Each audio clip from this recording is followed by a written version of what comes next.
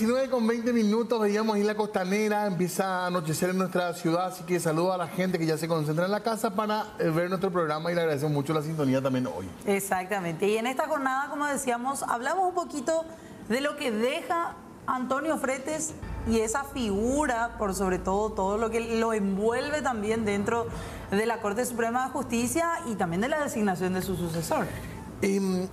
Me da la sensación, pero esto es, hay que decirlo con pinzas, que mejoró el proceso de selección en cuanto a transparencia.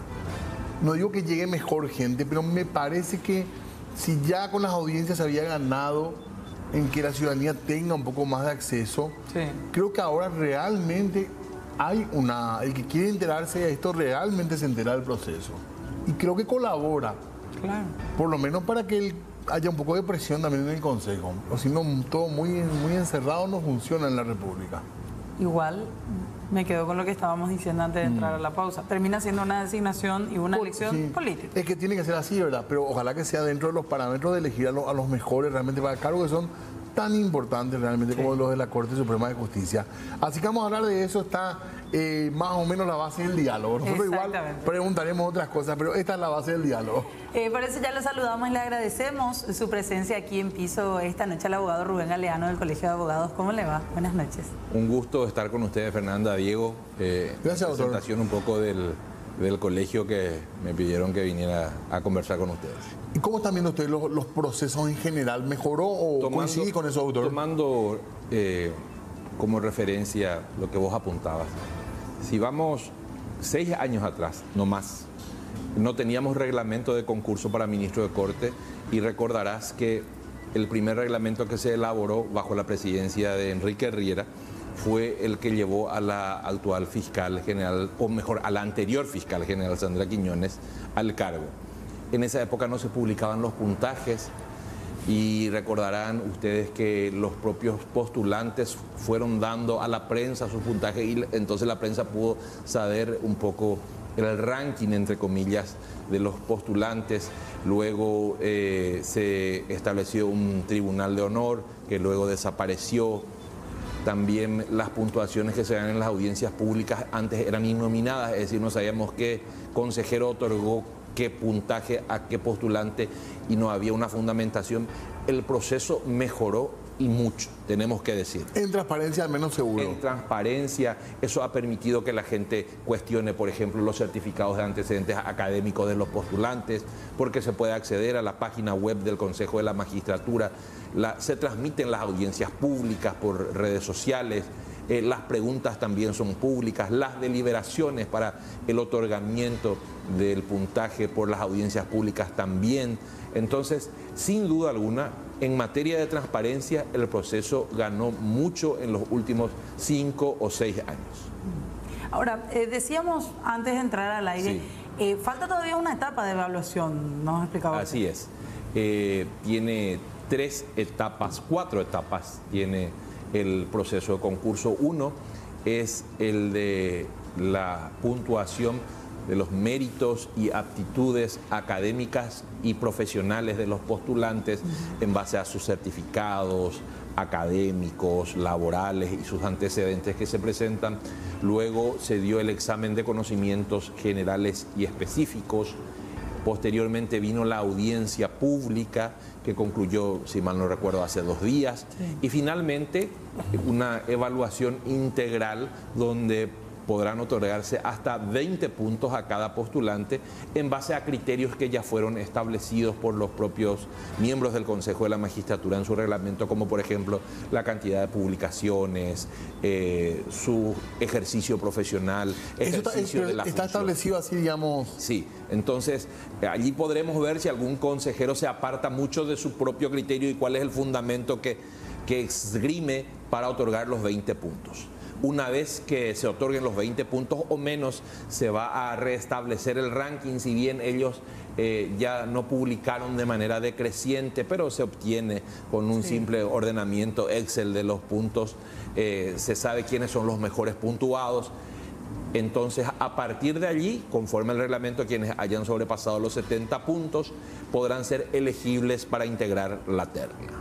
El colegio no suele opinar sobre las ternas, ¿verdad?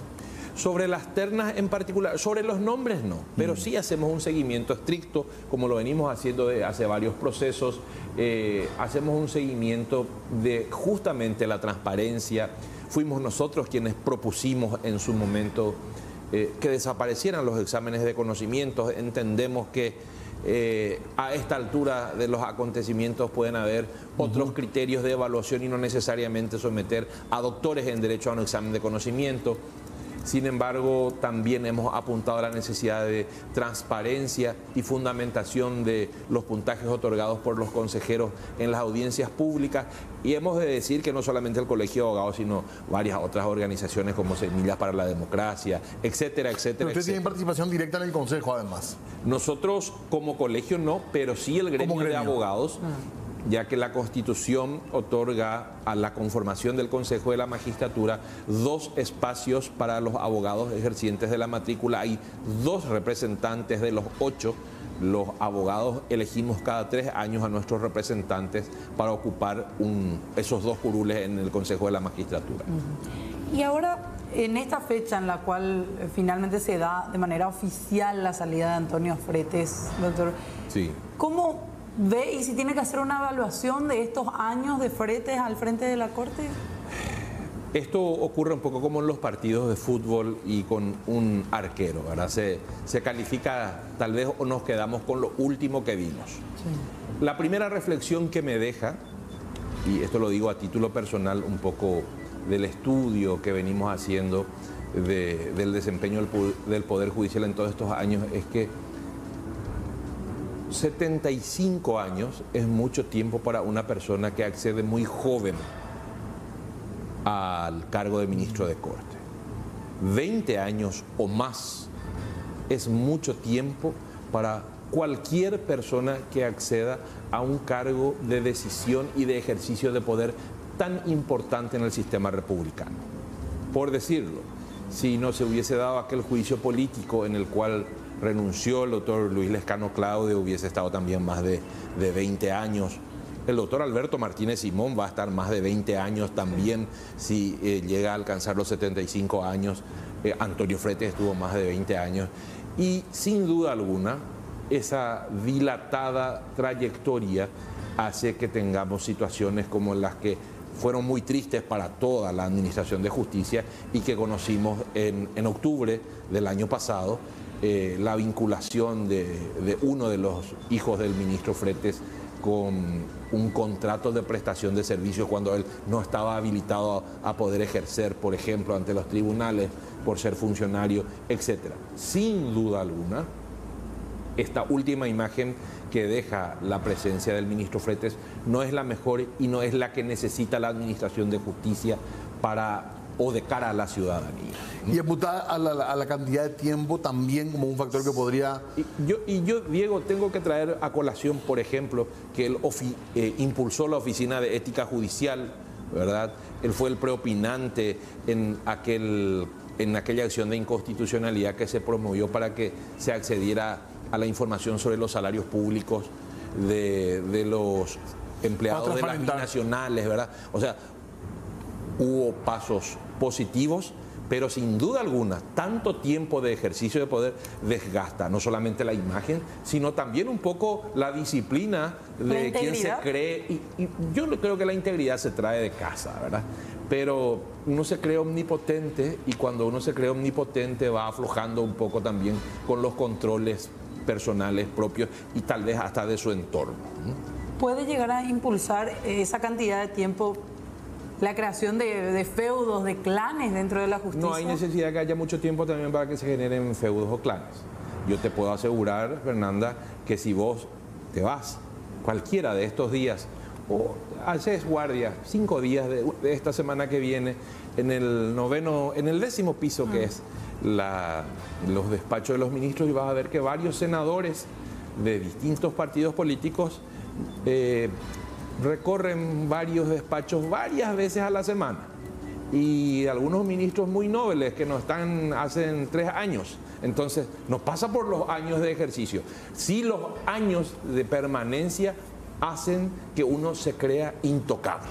Y cuando uno se cree intocable, afloja con los controles propios y de su propio entorno y ocurre lo que ocurrió, lo cual no es beneficioso. Yo tengo que decirles, yo soy un convencido de que la Constitución otorgó la permanencia de los ministros hasta los 75 años a fin de evitar que ellos se vean sometidos a los vaivenes políticos. Claro.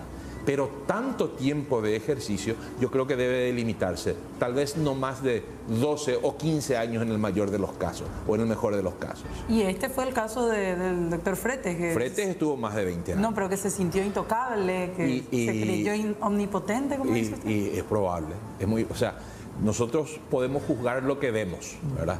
Entrar a la especulación de qué es lo que él sintió o cómo se sintió, Claro. Tenemos que decir, en un primer momento la Cámara de Diputados rechazó un pedido de juicio político, o sea, no hubo votos, sin embargo después se lo exhortó a que renunciara, la Cámara de Senadores también, el propio presidente de la República habló de ello, los gremios de abogados, los gremios de la producción lo exhortaron a renunciar, pero él también, y tenemos que ser muy claros, los sectores económicos de relevancia y los políticos de relevancia lo estuvieron acompañando. Entonces, eso hace a que uno se sienta, entre comillas, intocable en el cargo cuando está demasiado tiempo. Y sobre todo porque cuando hay demasiado tiempo de ejercicio, empiezan a deberse los favores para uno u otro sector también. Políticos, económicos, de la prensa, de distintos sectores gremiales también. Entonces, un tema a revisar a futuro en la Constitución sería los años de permanencia de un ministro de Corte. Sobre todo, claro, en el caso de Martínez Simones bien elocuente, creo que tiene 55. 52 años creo que tiene el ministro Martínez, 53, no tiene demasiado. O sea, va a estar más muchísimo tiempo. Va a estar. Entonces, yo lo respeto mucho, no es una locución personal, pero estoy diciendo, si él llega a los 75 años de edad, y no sufre algún traspié que traiga aparejado un juicio político y lo remuevan, va a estar más de 20 años en el ejercicio del rol de ministro de la Corte Suprema de Justicia. ¿No se debería poner quizá una edad más alta para ingresar? Tal vez una edad más alta, tal vez, y una limitación también, ¿verdad? ¿A X años? Claro, porque hoy se puede acceder a los 35 años. Hoy se puede acceder a los 35 años de edad conforme al diseño constitucional. Algunos están accediendo a los 50, accediendo a los 50 aún hasta los 75 se tienen más de 20 años de ejercicio del rol de ministro de Corte Suprema de Justicia. ¿Y cuál sería el máximo que Fernanda, tenemos que discutirlo como sociedad. Yo te puedo decir de mi experiencia no más de 12. Otros te dirán, es poco tiempo para unos procesos de transformación importantes. 5 años no son suficientes y 10 tal vez para cerrar y afianzar. Y otros te dirán, entonces esa es una discusión que se tiene que dar. En otros países, al contrario, se apuesta a jueces más o menos eternos también, ¿verdad? Claro, pero tenemos que decir también que los controles de orden político son muy importantes. No es una cuestión ideológica, de hecho, el ejemplo que se acostumbra a dar en los Estados Unidos de Norteamérica, el presidente que accede y tiene la posibilidad de renovar a los integrantes de la Corte Suprema de Justicia, lo hace con personas afines a su ideología política, pero siempre los más probos, íntegros, puestos justamente al escrutinio de la ciudadanía en toda su trayectoria de su vida pública, ¿verdad? Y del ejercicio de la magistratura también. Claro, ya incluso se sabe por el partido que es, si va a ser pro tal cosa o anti tal cosa. Ya hay... Acá tiene que ser de nuestro equipo y eso es, entre comillas, la visión instalada en los sectores de los partidos políticos. El abogado en general, hay muchos abogados que dicen, yo no quiero entrar al concurso porque te manosean mucho. Y te habrás dado cuenta, perdón, te interrumpí, no, pero eso. Ustedes se habrán dado cuenta que de la cantidad de postulantes son pocos los abogados ejercientes de la matrícula los que se presentaron. El doctor José Ignacio González Maqui, el doctor Casañas Levi, el doctor Rubén Romero. Ciertamente todos ellos vinculados a la función pública con anterioridad como magistrados, fiscales, sí, miembro del Consejo de la Magistratura, etcétera, ¿verdad? El doctor Pablo Villalba Bernier, decano de la Católica, o mejor dicho, director de la carrera de Derecho de la Católica en Encarnación, pero finalmente no son demasiados los profesionales ejercientes de la matrícula dentro del espectro de los 30 y tantos postulantes que se han presentado.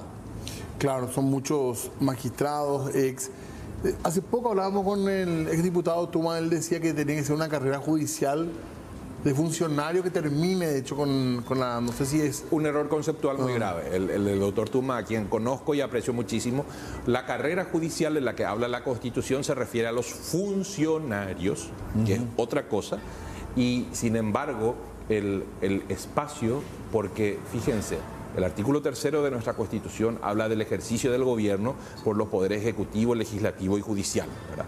Es decir, aquí hay un ejercicio del rol de gobierno que descansa en la persona de los ministros de la Corte Suprema de Justicia. Y se habla justamente de la igualdad de condiciones establecidas en la Constitución, el artículo 46 y 47. Si solamente permitimos que magistrados pudieran acceder al cargo de ministro de Corte, estamos rompiendo ese principio de igualdad consagrado en la propia Constitución. Él hablaba también, aprovechando nada más que trajimos eso a colación, de la posibilidad de descartar ese examen de conocimientos al cual se someten e incluir en vez de eso un análisis de todo el legado, de si fueron magistrados, de todas sus actuaciones, sus decisiones judiciales que han tenido a lo largo de su carrera para evaluarlo y puntuar a los postulantes en base a eso. ¿A usted le parece eso factible? De hecho se hace, los antecedentes, la idoneidad de los postulantes hoy se revisa con los criterios establecidos en el reglamento del Consejo de la Magistratura. Ahora, en cuanto al examen, habíamos arrancado por allí, el Colegio de Abogados, en base a la experiencia que hemos tenido de procesos anteriores, tal vez en un principio hasta aplaudíamos el examen, después nos dimos cuenta de que el examen en realidad no nos refleja finalmente lo que necesitamos como ministros, ¿verdad? O lo que necesitaríamos de algún ministro, porque finalmente todos ya han accedido al título de doctor en Derecho. Y hay que ser bien claros. El problema es que en Paraguay nosotros relativizamos, decimos, si es un título de doctor de Derecho de la Universidad Nacional de Asunción, vale el título de doctor. Y después, si es de otra universidad, ya la queremos relativizar. Pero todas están en pie de igualdad ante la ley. Claro, claro. En todo caso habría que ser riguroso a la hora de habilitar las universidades. Y preguntémosle a los políticos por qué habilitan tantas universidades y por qué cada senador quiere tener una universidad en su pueblo. Ustedes recordarán, me permiten la coloquialidad, en los años 80 había una publicidad que decía, no voy a llamar marcas, pero decía, el sueño del lote propio. Sí, claro. Sí. Los abogados tenemos el sueño del ministro propio, el político tiene el sueño del ministro propio y el senador tiene el sueño de la universidad propia en su valle para decir, Shelaru a la Universidad Goave.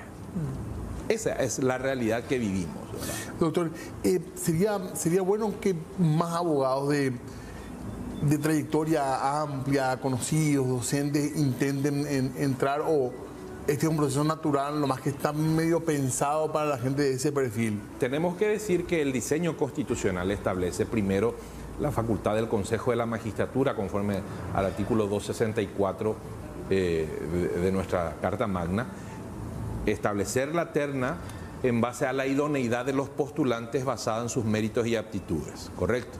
Mientras que el 258 le suma el requisito de la notoria honorabilidad. Esos méritos y aptitudes sin duda alguna pueden ser morigerados o en su caso tasados conforme al reglamento, pero tenemos que decir que grandes juristas no se han presentado y luego ya les pasó el tiempo que otorga la Constitución para poder presentarse. Un doctor Casco se presentó en su momento también, creo que si mal no recuerdo, pero grandes juristas como Juan Carlos Mendonca del Puerto no llegaron a ser ministro de la Corte Suprema de Justicia. Que parecía que tenía como una cosa natural que sea. Es el padre del derecho constitucional paraguayo. Y quien lo desconozca, entonces, solo por dar una referencia, y lo hago con mucho respeto a su memoria, porque ya no nos acompaña en este plano. Y no quiero mencionar a otros porque siguen vivos y tendríamos que preguntarnos por qué no se presentaron y te van a evadir probablemente por una cuestión también de reserva la respuesta. Lo cierto y lo concreto es que nuestro diseño constitucional somete a una gran exposición que tal vez muchos no estén dispuestos a padecer. ¿Cómo queda y qué queda por hacer, creen ustedes, como colegio de abogados a partir de ahora, después de la salida de Fretes? Porque pareciera que eso movió el avispero, después tuvimos cierta información más que fue corriendo en torno a las sesiones, las últimas particularmente dentro de los ministros de la Corte. ¿Qué le espera a la justicia? Yo creo que ha sido saludable todo lo que se ha dado, porque todo esto se producía, pero nosotros no lo sabíamos. Claro. Sin embargo, a partir de lo que Diego apuntó en un principio, a partir de que las sesiones del Consejo de la Magistratura se transmiten hoy día por los medios masivos de comunicación, las redes sociales, las sesiones de la Corte Suprema de Justicia, entonces nos enteramos de estas, entre comillas, internas que se producen, que estuvieron siempre, que están allí. Hoy tenemos la posibilidad de conocer, y creo que la transparencia ha sumado para depurar el debate. Hoy por lo menos los miembros del Consejo por lo menos tienen que fundamentar por qué votan a favor de uno u otro de los postulantes, ¿verdad?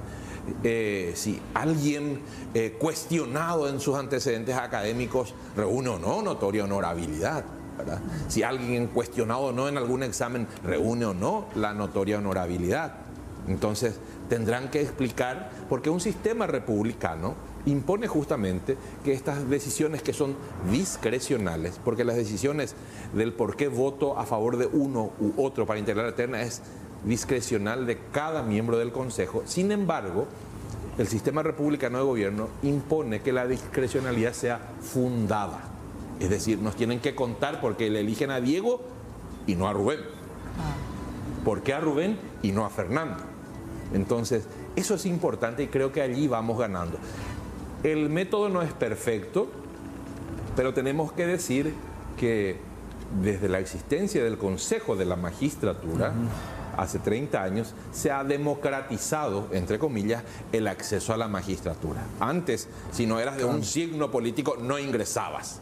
Hoy por lo menos tenemos más representantes de distintos sectores de la sociedad. No obstante, estamos aún en deuda, y digo estamos porque todos los que estamos involucrados en el quehacer de la Administración de Justicia tenemos que cumplir nuestro rol, algunos de controlar, cuestionar y proponer, y otros de hacer lo que corresponde. Estamos todavía en deuda con lo que la ciudadanía espera de la Administración de Justicia. Con respecto a esto también creo que se produjo con cierta expectativa, al menos desde la prensa, no sé ni el ciudadano cómo evaluar, pero la llegada de un nuevo fiscal general del Estado. ¿Ustedes cómo están mirando en tu caso, al menos, doctor? Yo lo conozco desde el punto de vista académico, al doctor Emiliano Rolón lo respeto muchísimo, ambos somos docentes de la Escuela Judicial y tiene grandes antecedentes, tanto académicos como magistrados, pero tenemos que decir esto, Diego, la legitimidad se tiene que renovar en cada acto, porque ustedes estaban, antes de que ingresáramos al programa, estaban haciendo una revisión de los deportes. Si a los 44 del segundo tiempo cometes un error, se va a juzgar tu gestión por eso. Entonces, a cada decisión, a cada actuación, él pondrá a prueba justamente la confianza depositada tanto por el Consejo de la Magistratura y los distintos estamentos que la componen, que son estamentos ciudadanos, y también el del estamento político que lo designó. Porque él, recordemos, el fiscal general es representante de la sociedad según la Constitución de la República del Paraguay. Él no es representante del Ejecutivo, ni de la Cámara de Senadores, ni un determinado sector político. Es representante de la sociedad.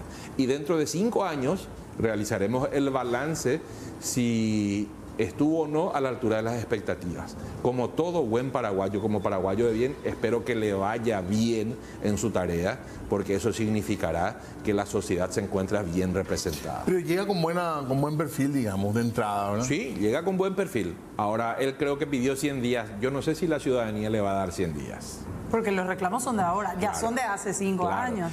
Y él tuvo en favor suyo, que fue designado con mucha antelación a asumir al cargo. Ya tuvo la posibilidad de diseñar la conformación de su equipo, elegir a los integrantes de su círculo cercano de colaboradores, establecer sus prioridades de administración, los criterios de trabajo. Entonces, yo no sé, no creo que la ciudadanía le dé 100 días. No creo que la prensa le dé 100 días. ¿Cuánto es lo ideal, creo que? Yo les voy a decir, si mañana se produce un evento que pone a prueba al Ministerio Público y él no reacciona de manera oportuna, les puedo decir que ustedes y nosotros vamos a estar cuestionando. Espero que así no sea. Estamos esperando la mejor gestión posible, pero insisto con esto. La función pública te pone a prueba todos los días. Y los integrantes del sistema de justicia, entiéndanse, fiscales, defensores, jueces, ministros, tienen que estar en condiciones de jugarse el cargo, tienen que tener la fortaleza de jugarse el cargo en cada resolución que suscriban. ¿Tocó fondo la Fiscalía con la administración anterior, doctor?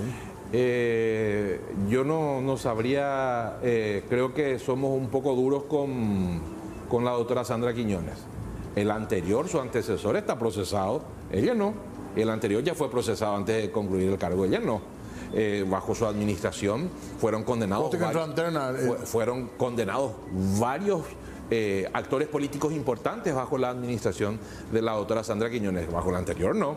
O sea, yo quiero ser muy objetivo en el análisis. Ahora bien, de que se la vinculó fuertemente con un determinado sector interno del Partido Colorado y que eso imprimió un sesgo a su actuación como fiscal general del Estado, ella tendrá ahora que hacer frente a las responsabilidades que emerjan de esa situación.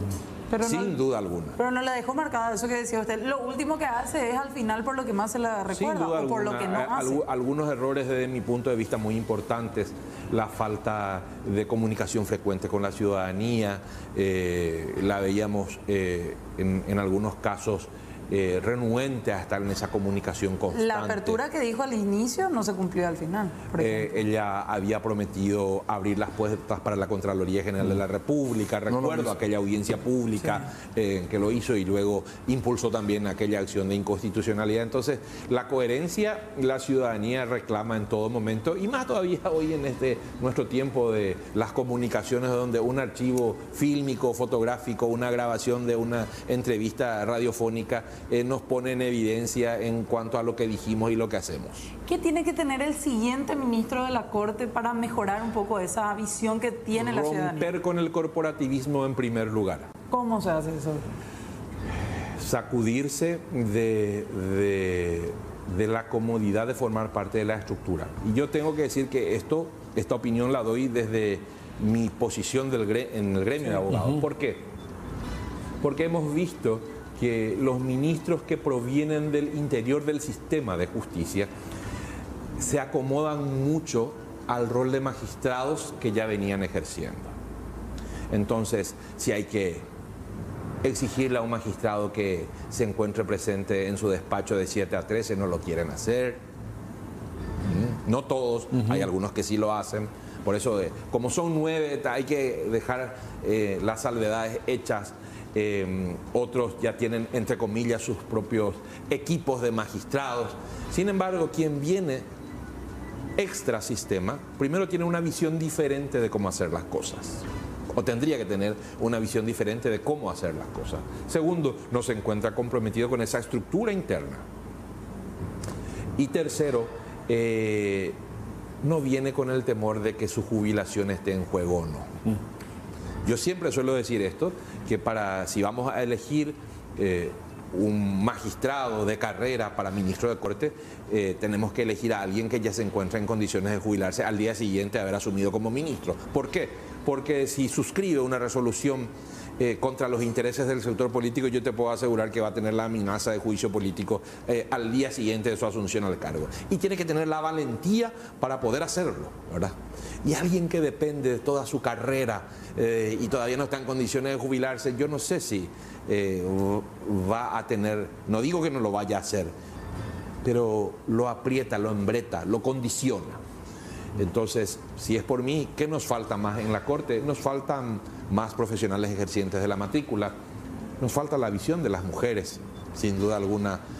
Si bien hemos tenido serios cuestionamientos también a algunas damas que han integrado la Corte Suprema de Justicia, pero estadísticamente las instituciones funcionan mejor con la integración de más mujeres al interior de las instituciones.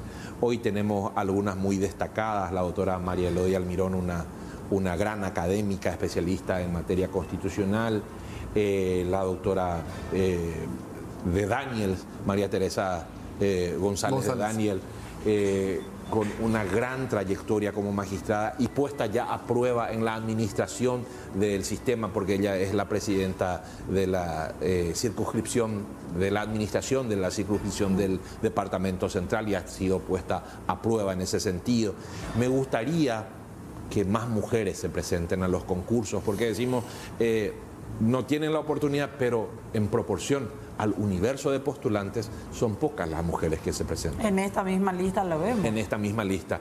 Entonces, me gustaría, estamos hablando de utopías, ¿verdad? Me gustaría ver más mujeres en la Corte, más profesionales ejercientes de la matrícula y magistrados que estén en condiciones, porque hay muy buenos magistrados, nadie puede desconocer la trayectoria de la propia María Elodia Almirón, que es una magistrada de carrera, si bien en algún momento salió del sistema y volvió a ella, nadie puede desconocer la trayectoria del doctor Gustavo Aguadre, que empezó de defensor público, luego fue juez de primera instancia y miembro del Tribunal de Apelación, fue el más joven defensor, el más joven magistrado y miembro del Tribunal, y es más, estuvo al frente de este proceso en las puntuaciones desde el primer día hasta ahora.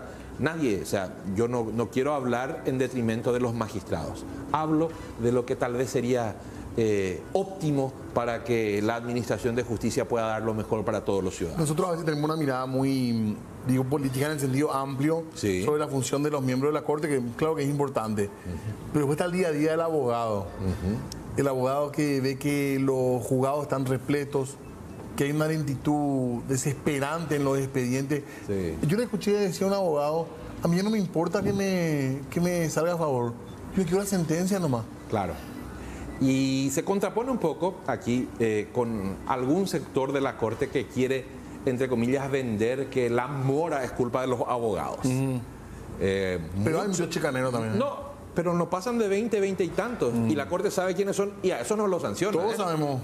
Y a eso no lo sanciona. En lo penal al menos sabemos todo. Y son siempre los mismos representantes de los diputados y de los senadores, pero esos no son sancionados. Mira cómo eso no me interpela, porque algún ministro impulsó un proyecto de ley que dice que se denominó antichicanas y en realidad se le rechazó ese proyecto en la Cámara de Senadores porque tenía varios errores técnicos en el diseño de la ley. Primero porque quería meter en una sola ley procesos de recusación o de inhibición para todos los fueros, cuando los fueros tienen distinta naturaleza. No podemos tratar el fuero de la niñez de la misma manera que tratamos el fuero penal, ¿verdad? Y la Corte Suprema, la Cámara de Senadores rechazó ese proyecto, le devolvió a la Corte ese proyecto y le dijo, realicen los ajustes. Y el tema está aquí, Diego, que nosotros, desde el gremio de abogados, ya le habíamos hecho esos mismos apuntes a ese proyecto antes de que la Corte remitiera al Senado. Pero no nos hicieron caso, porque es más fácil venderle a la ciudadanía que esos 23 chicaneros son los responsables de toda la mora judicial del sistema, cuando que varios expedientes prescribieron en materia penal, prescribieron en manos de ministros de Corte. Que nunca resolvieron. ¿Qué pasa? Los abogados pueden plantear las recusaciones que quieran, pero ¿qué pasa si los ministros resuelven en los plazos? Nada. Se vuelven inocuos esos incidentes. Nos quedaron ya como desfasados en el tiempo. Yo no recuerdo muy bien, pero por ejemplo, para contestar una demanda creo que tenés 18 días. Hoy en día me parece que todos, o sea, en aquel entonces era una mujer que se iba a sangre, a lo mejor tenía que viajar para llevar una notificación, Trinidad era lejos. Algunas revisiones se pueden dar. No se puede acortar. Como por ejemplo, tal vez no necesariamente los plazos, pero sí las etapas. Aquí tengo que decirte lo siguiente. Tal vez estoy pensando en voz alta y de manera muy genérica y hasta irresponsable, pero podríamos evitar en materia civil la etapa de las excepciones previas y que todas las excepciones se opongan como medio general de defensa y se resuelvan finalmente con la sentencia, como ocurre, por ejemplo, en el fuero laboral en un gran número de ellas, ¿verdad? Eso, pero fíjate, Diego. Mucho ya es electrónico, de hecho. Eso mismo ocurre en el fuero laboral, pero el fuero laboral también tiene una gran carga de morosidad. O sea, el problema no está allí. El problema está en que el magistrado no resuelve en el plazo establecido en la ley. Y no tiene sanción por no resolver en el plazo establecido en la ley. Pero hay sanciones. Hay sanciones para los abogados que no urgen, pero para el magistrado no. O sea, uno Entonces, no se puede ir tenemos a que- dar uno una puede sanción. negociar en el jurado. Sí, pero una vez que se, hizo sale en lugar, contra, pues, todo. se hizo lugar a tres quejas, quejas por retardo de justicia en un año. Y cuando vos promovés un recurso de queja, lo primero que hacen en el Tribunal de Apelaciones le llaman a Diego y le dice: Diego, acá Galeano presentó una queja contra vos. ¿En cuánto tiempo va a poder resolver? Dame 48 horas. Bueno, vamos a retrasar la emisión del oficio para que remita el informe. Entonces, para cuando vos remitas, ya viene resuelto. Y entonces Diego, enojado con Galeano que presentó la queja, no solamente resuelve en las 48 horas, sino que les resuelve en contra. Entonces, tenemos que sincerar nuestro sistema. Y aparte de lo que vos decías, otra de las excepciones, y más el expediente electrónico no aceleró, debería haber acelerado supuestamente. Voy a traer la reflexión del doctor Manuel de Jesús Ramírez Candia en una de las últimas sesiones del Pleno de la Corte del año pasado. El expediente electrónico trajo transparencia en cuanto a la presentación de los escritos y que no te antedaten la presentación de un escrito, no te pierdan una foja del expediente, pero no ha traído mayor celeridad en cuanto a la tramitación de los expedientes. La prueba palpable de ello es lo siguiente. Varios juzgados empezaron su quehacer con foja cero de expedientes cuando empezó el expediente electrónico, la tramitación del expediente electrónico. Jugados nuevos, digamos. Jugados nuevos y empezaron con el expediente electrónico foja cero. Hoy tienen tanta carga de morosidad como cualquier otro juzgado que empezó con papel y con sistema papel físico. Entonces, ¿trajo mayor celeridad? ¿Trajo menos morosidad? La respuesta es no. La respuesta es no. Pero también tenemos que decir, para ser justos con todos los magistrados, que el análisis es mucho más complejo. Tenemos un alto índice de litigiosidad en el país. Nosotros litigamos por todo y para todo, ¿sí? Tenemos un gran número de expedientes. La estructura procesal hace que, decíamos, tiene etapas que en muchos casos se pueden suprimir, pero por sobre todo no tenemos sanción automática. Hablo de sanción automática, no esa que tiene que reclamar otra vez el abogado y se tiene que poner tiene que estar incordiando con el magistrado. No, una sanción automática al magistrado que no resuelve los casos en el plazo o en los plazos establecidos en la ley. Doctor, hablando de ¿cómo se dice? Un análisis de demasiado mora. amplísimo. No, hablando de mora, ya te demoramos demasiado y te agradecemos mucho tu presencia acá.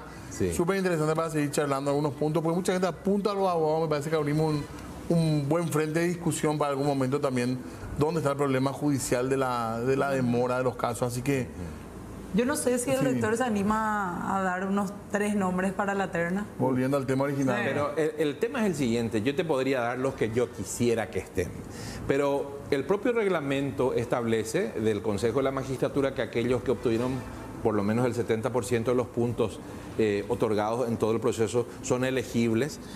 Sí te puedo dar el perfil de lo que me gustaría que fuesen.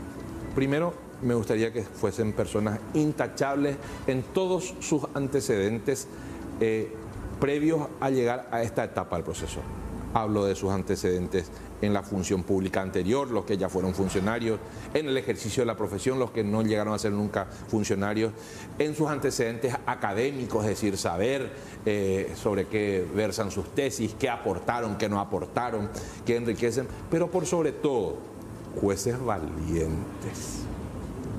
valientes y que no estén comprometidos con determinados sectores. No hablo de cuestiones ideológicas porque todos tenemos una carga ideológica, pero está el que viene y representa los intereses de determinado sector económico, determinado grupo de senadores, ni siquiera determinado partido, porque hay determinado grupo de senadores que son de varios partidos. Claro. Entonces, gente verdaderamente independiente de criterio. El diseño constitucional impone que tengan que llegar con el acuerdo con la elección de senadores y el acuerdo del presidente de la República. Pero ni bien se seque la tinta del acuerdo del presidente de la República, ese ministro de Corte tiene que ser completamente independiente y lo suficientemente valiente para al día siguiente fallar en alguna decisión judicial contra quienes lo pusieron en el cargo. En el mismo sentido, hay tres que te parecen que podrían ocupar hay tres que te gustan, sin decir los nombres. Me gustaría que haya una mujer, me gustaría que haya un magistrado y, ¿por qué no, un profesional ejerciente de la matrícula? Para que tengan el espectro, los actores políticos tengan un amplio espectro de elección. Claro. Una variedad, básicamente. Gracias, doctor, muy amable. Al Seguimos contrario, charlando. apreciado, Diego, hace mucho que no hablamos. Realmente. Me siento muy honrado. Yo la también. invitación, doña Fernanda. Muchas gracias. Hablamos luego, doctor, y gracias por el tiempo. Realmente seguimos hablando de esta